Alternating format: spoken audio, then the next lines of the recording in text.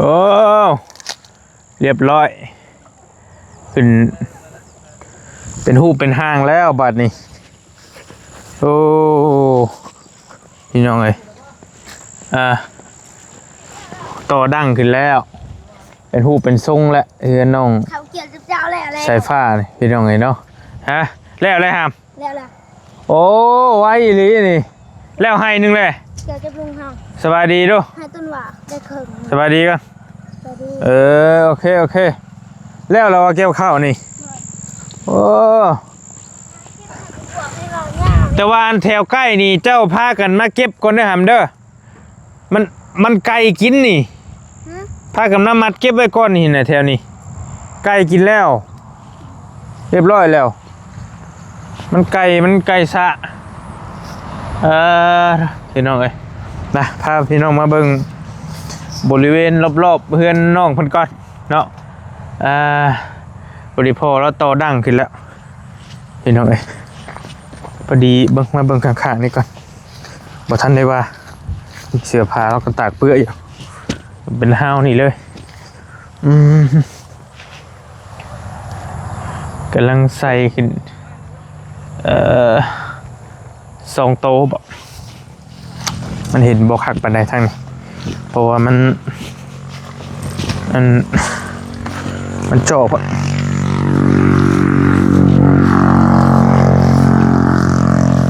โอเค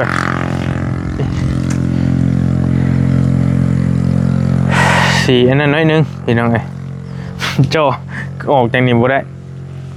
เป็นหูเป็นหางน้อยนึงละกำลังขึ้นนะยังบ่ทันเต็มสติกเห็นไหมโตดั้งมัน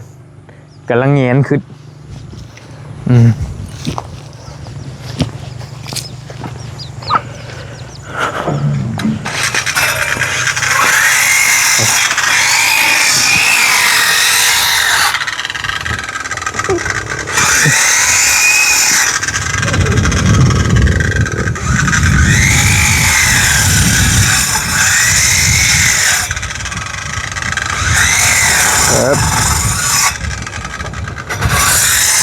โอเค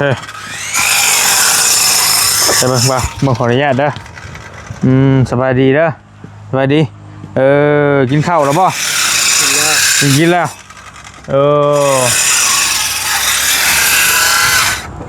สบายดีแล้วพอเด้อโดยเอาเลยกำลังฮอดขั้นตอนใดฮะพอดีครับไปแล้วจะใช้มาชิญัวกำลังขั้นตอนชิญัวชิญัวแล้วก็สิไล่บนข่าวตรงยังก็ไล่บนแคนมาแอมมาแล้วโดยมาตัดเดียวเลยโดยไล่แล้วแหละใส่ข่าวใส่ชิญัวแล้วพักกระไม้ชุดโดยโ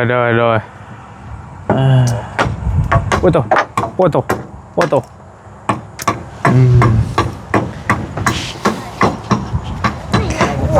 ได้หลายปียังมันเอ็นโดยแม่นหั่นแหละเรากำลังโตดั้งขึ้นพี่น้องโตขึ้นแล้วดั้งอันนี้โตขึ้นบ่ได้สูงปานใดตามที่คุยกับบอลลี่มือวันก่อนนั่นแหละเพราะว่าบอลลี่บ่อยากให้มันสูงปานใดมันสิเบิดโทษมันสิขี้ร้ายพี่น้องมันสิบ่งามเนาะเอาพอดีพองามมันซั่นซะเบิดอะไรก็ขี้ร้ายพี่น้องบางคนว่าย่านมันถ้าว่ามันบ่ในทางหน้านี่นะพี่น้องบางคนว่าย่านมัน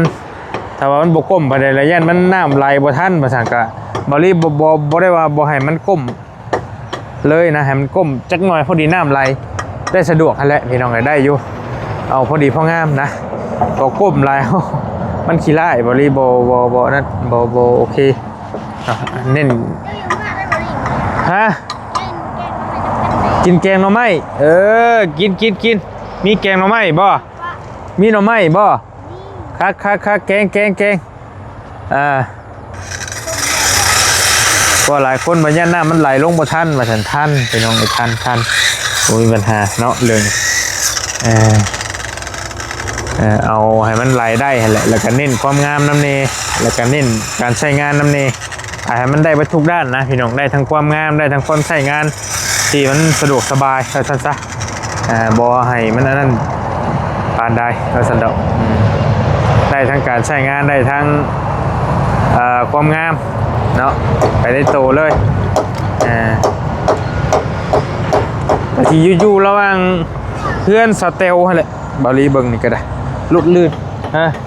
ลุดลื่นกันเล็กน้อยเนาะบ่อยากให้มันอันนั้นปานใดพอดีงามพอดีก็ได้อยู่ดอกเพราะว่าพ่อเราเองก็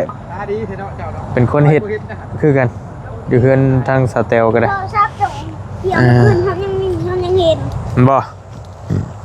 แต่บางบวบบ่น่ะหาเก็บบางบวบบ่เบิ่งฮะโอเคไปล่างไปล่างแล้วมาเก่งอันนี้เขาขึ้นได้บ่นี่ทำน้ำหนักได้เนาะโอเคเบิ่งขึ้นไปก่อนสิทำน้ำหนักเขาได้อยู่เบิ่งกันเด้อพี่น้องขึ้นมาเบิ่งกันฮึบ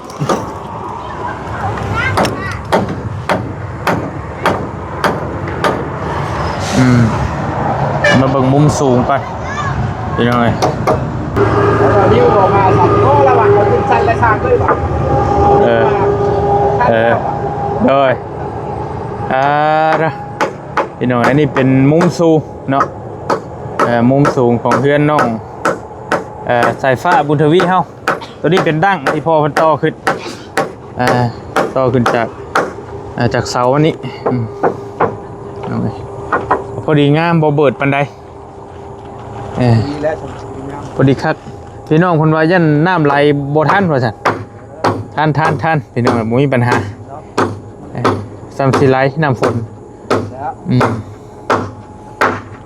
เปิดกูนี่ก็บ่งามอีกแล้วแม่นมันความกว้าง60แล้วมันต้องแม่น70นะความสูงของมันโดยขนาด60โลดนี่มันขนาดโคตร100ฟุตมันก็เดินหาทางขึ้นก่อนบ่นี่ตอกแล้วนะพ่อเนาะเน่นหรือบ่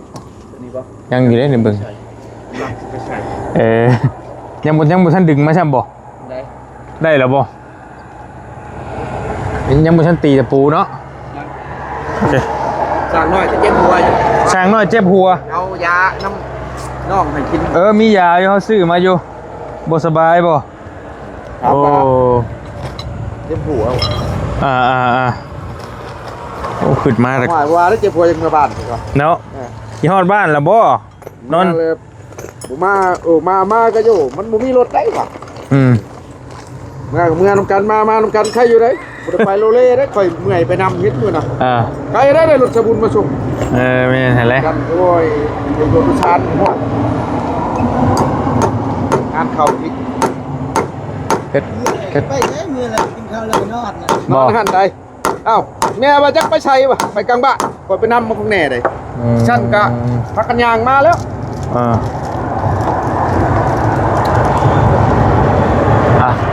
ภาพมุมสูงพี่น้องมุมสูงเฮ็ดฉ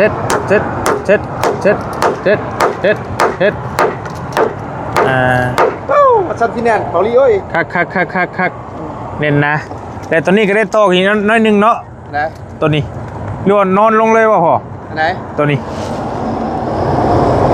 กะนี่แหละจุดมันมาเข่านี่แหละอยู่นี่เนาะมันก็ลอยแล้วระวังนี่บ่ไม้เลยกะไปแล้วตอนนั้นบ่ได้โตหรอว่าตีให้ตอนนั้นเลยบ่แม่นตีชวางจุดเลยตามมันโอเคคันโตคือดีมันกับน้ำบ่ไหลได้เนาะมันแล้วมันก็เสมอกันละคือนี่โอเคแม่นว่าแล้วมันงามแล้วแม่นย้อนลงไปใช้ตอนนั้นเลยโอเคระวังนี่เนาะแม่นกองไล่ทั้งลุมกระช่องแผ่นทั้งเทิงกระช่องแผ่นนี่เอาแอมแผ่นโซล่ากันนะโดยตัวย่อนลงไปนะพี่น้องตัวย่อนตัวสังกะสีตัวเกยมันนี่มันก่อน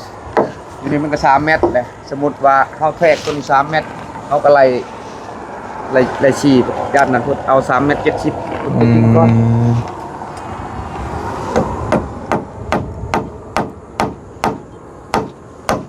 เช็ค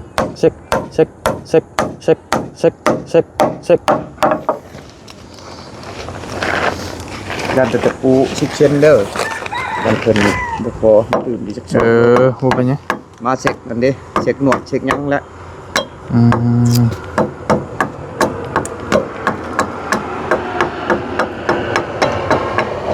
อนมันทั้งนี้เอา70แล้วพอเนาะบ่80แล้วส่งออกกัน ตอนนั้นก็ต้องได้ตัดได้หั่นเนาะตอนนั้นเนาะ ไม้จุดแม่นแล้ว อืม ไม้เรียวบ่พอจังว่ามัน6เมตรก็ได้ประมาณสำนั้น4เมตรแค่นี้เขาเข้าจุดกลางยามันต่อเอาได้สำนี้จะมาจะพอ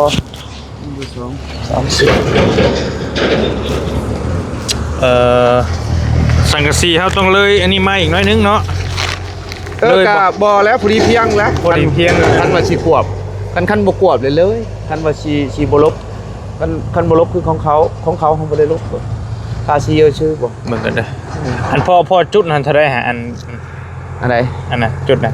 จุดนั้นบ่70บ่ก็ได้จักเส้น คือว่าประมาณมง80นี่บ่ไม้เผื่อไว้เด้กันว่ามันเคินหลายกับเฮาก็ยับเขาปวดมันตัวจริงครับ คนตรงกัน เพราะว่าเฮาไล่น้ำไม้เฮาก็บ่อยากให้มันสั่นหลายนะโดย70ก็แม่น เดี๋ยวมันบ่งาม คันว่าสิยาวหลายก็ขี้ไล่เด้ มันก็อีกตามบ่7กับ8นี่แหละป่ะคือเฮาเกียดข้าวสาก7ปลายๆนะ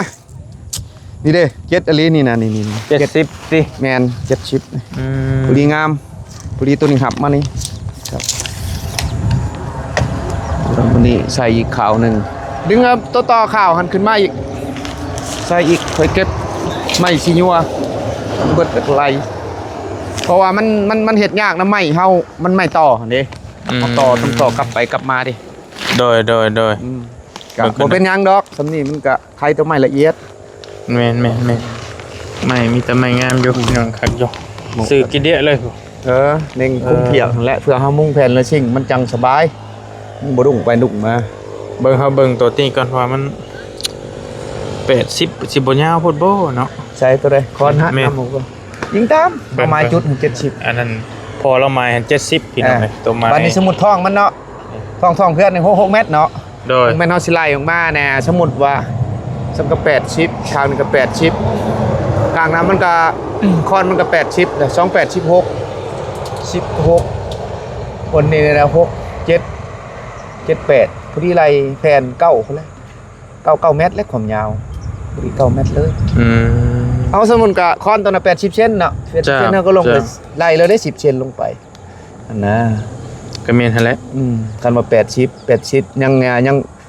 มันสมุดมันหลุดลงมาพี่สมุดว่าเจ้าไล่เบิ่ง9เมตรอันนั้นเอามาอยู่นี่มันอยู่ในขนาด80มันก็ขาดลงพุ่น20เซนอันนี้เฮากันนำหันเบิ่งบ่ปกติหันเขาตัดให้เฮาต้องแม่นบ่มีดอกว่า7เมตรอันนั้นน่ะปลายมีแต่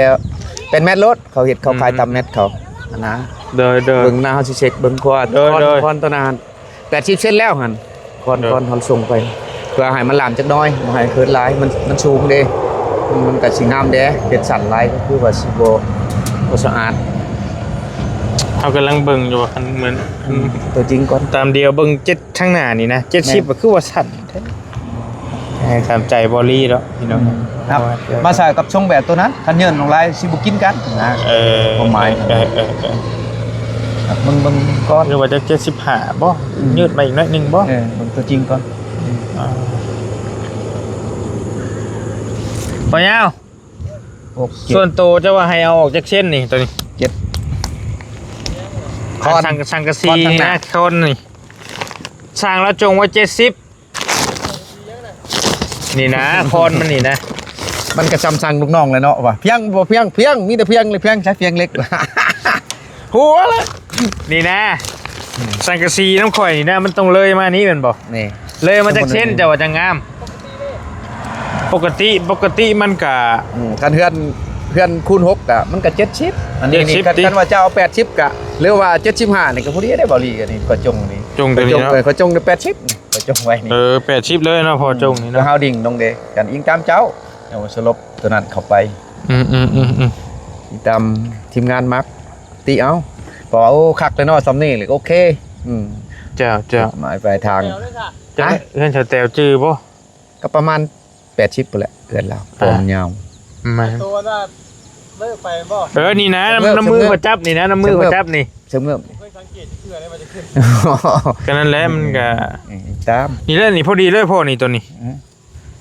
บ่ยากดอกมันนั่นเฮาเน่งเถียงเฮาจับฉากเอาสมมุติว่าตัวนี้ 80แล้วครับแทกตัวนั้น80ส่วน80เฮาก็ดินเปียกใช้จับสากไป แต่ว่ามันคันสั่นมันคือว่าสิแบบหนึงนะพี่น้องเอ้ย80นี่แหละเอ้า คันว่าแน่นเปลี่ยนแผนก็จังว่ากันอีกเทื่อนึง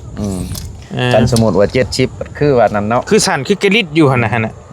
ครับกับส่งเพื่อนสมมุติว่าเพื่อน3เมตรอันนั้นท้อง3เมตรมันกินไปแล้ว70ยังเหลือเท่าใด2เมตรเท่าใดเอาออกเลย70บ่แม่นบ่ยังเหลืออันนั้น2เมตร30 2เมตรเช้า2เมตร30เฮ้ยสมมุติว่าเกาะวันกระเถิบมันไปกินไปไหลไปอ้าว7ใช้3ก็เป็น10เป็น3ไป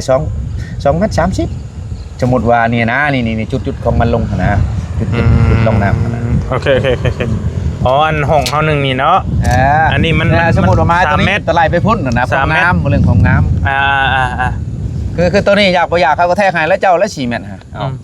เราจะเฮ็ดโง่เฮ็ดชื่อกันมัน4เมตรนั่นเป้าหมายเลยของแนวท้องมัน3เมตรเลยกันสมมุติว่าเอา3เมตรเนาะเจ้าเฮ็ดคอนอยู่80เหลือ20เซนนึงนะมันพอดีกระเทินสมมุติว่าเฮาส่งเม็ดนึงเฮาก็เฮ็ดคอนไป80หรือว่าคอน90ส่ง10เซนตัว75บ่ยิงตามทีมงานมาก็ยังเบิ่งอยู่ว่ายันตัวน่าจะดึงไปได้บ่คันดึงได้แล้วถึงดึงขึ้นมาค่อยเอาเข่าตัวนี้ก่อนนี่เส้นต่อนึงตอมแล้วเฮ็ดช้าเส้นนึงอย่ามันสั่นโพดอย่ามันยาวโพดบ่คักเด้บ่มีบ่เชือกอันนั้นเจ้าบ่ได้ใช้เชือกดึงโอ้ยนะบ่ขึ้นมาเลยโอ้เบิ่งได้มันคอยได้ย่านได้เฮานี่แหละเสียโอ้ขึ้นใจไปพุ่มเนี่ยใจฮ้อนแท้ๆได้เพิ่นนี่ได้โอ้ยเล่มคอยเลยอุกใจสร้างบ่ช่างไว้รุ่นโอ้ยคอยว่าเอาให้ไปตัดผมกับปดตั้งโอ้ยแล้วบ่ได้แล้วไข่แล้วหักมึงได้ละมื้อนึงละพักก่อนเฮ้ยนึงใจบ่ไหวก็ได้เดี๋ยวจะไปง่อยชนมันดึงขึ้นพุ่นละเบิ่งได้เจ็บได้บ่เอ้ยบ่เป็นหยังสัตว์กันรถคอยเอาขึ้นผู้เดียวได้เพิ่นนอนลึกขึ้นผู้เดียวค่อยเบาๆจัดขึ้นมามาปอนก็หันกันแล้วเป็นหยังดอกแข็งแห้งอยู่คอยว่าขึ้นบักพร้าวก็คนหมื่นบัดบ่ญาติบัดขึ้นตัวนี้แล้วรวดเลียดเด้อว่ะอยู่ไปเอาขึ้นเพ่เบิ่งเด้อนี่มือข่อยนี่เดือนเอาขึ้นประกาศที่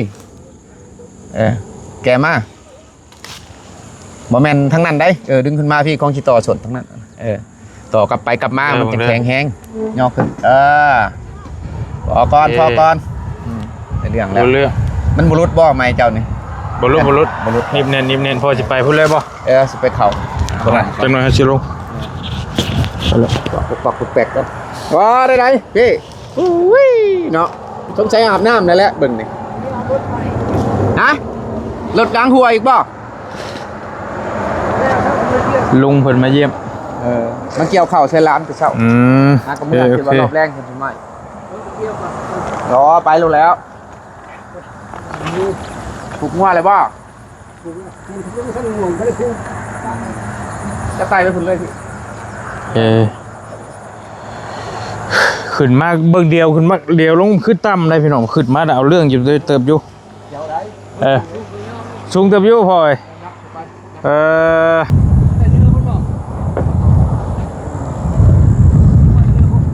บ่มาแต่บ้านหนองหอยบ้านห้วยมีเวียกอยู่พุทธบ่ออกแล้วจะทำไมรุดบ่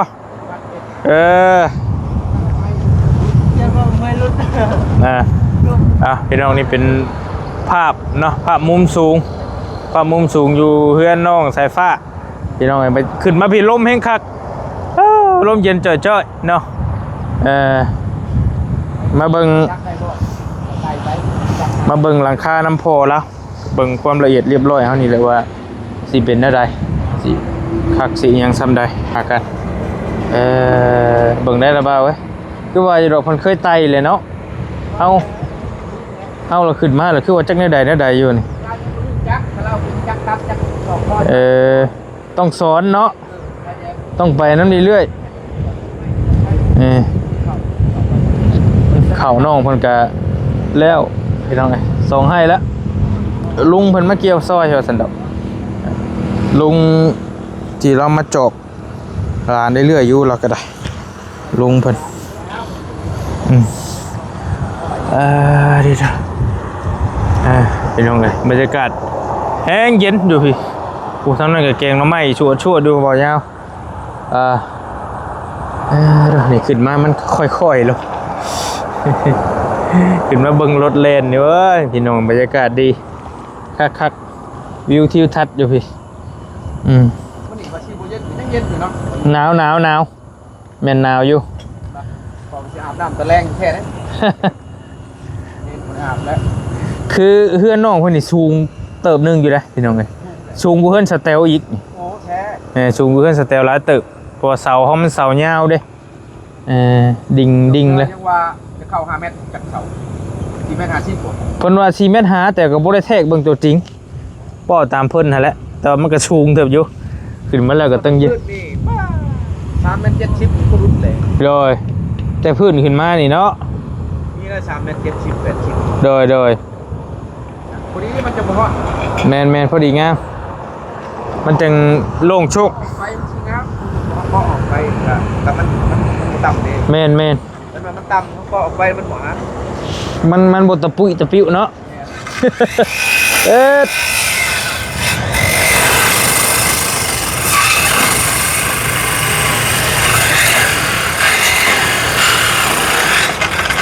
โอ้นี่แหละพี่น้องไอ้โตทั้งหน้าเพิ่นนี่กับบาลีเบิ่งกำลังคิดเบิ่งอยู่ว่าสิเอาไว้ซำใด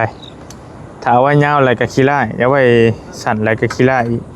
ก็เลยว่าสิเอาจักสัก80บ่มาตรฐานเพิ่น80เซนสักทั้งหน้าเพิ่นพี่น้องเอ้ยโอ้ขึ้นมาพี่เห็นหลายอย่างเลยพุเดี๋ยวไปเห็นทั้งสวนอ้อย ท่านนะ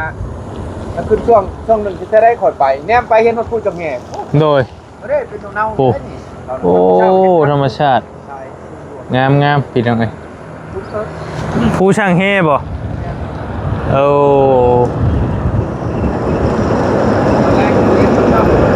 โดย บอกทุกคนแนมเช่าครับเราก็ว่างในขอทางนี้มันล็อกนี่แล้วไปเจ้า เป็นบรรยากาศอยู่เพื่อนน้องสายฟ้าอยู่บรรยากาศยามมื้อแรงบอลี่ขึ้นมาเบิ่งหลังคา